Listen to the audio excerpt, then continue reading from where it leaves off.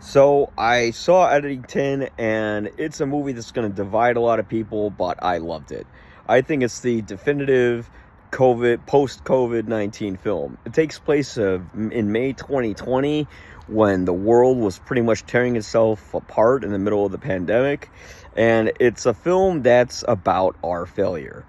Joe Cross, who's played by Joaquin Phoenix, plays the small town sheriff of Eddington, New Mexico, and initially he's a keeper of the peace. He's someone who is leaning towards the right in his opinions, but he still tries to be respectable towards both sides. There's a scene in the film where there's like a homeless man who breaks into a bar, and he's not wearing a mask, and Joe walks in the bar. He also doesn't have a mask, and he's trying to calm the situation down, and it doesn't end well.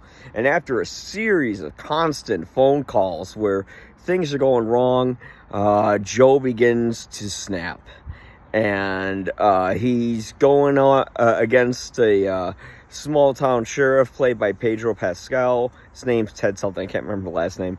And basically both of them have very conflicting viewpoints. One wants to listen to the science and is open-minded, while the other slips further and further and further into insanity, because it wouldn't be a movie starring Joaquin Phoenix unless Phoenix goes crazy.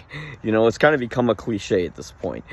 But Phoenix's dive into madness, we wonder, was he always crazy?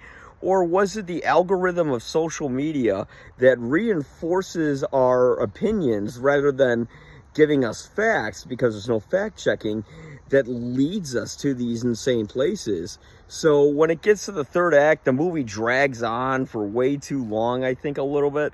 It could have been trimmed by 30 minutes because it's a 2.5 hour film, and I think the movie would have been just as effective, if not more effective, if it did that. But even with that small flaw, it really captures the madness that was COVID-19. And I think that most other films won't capture as well as this one does. It also captures Black Lives Matter and a million other topics that were at the forefront of 2020, and how America, they tore each other itself apart instead of uniting together. And it probably happened throughout the rest of the world too, although this movie is very Western based.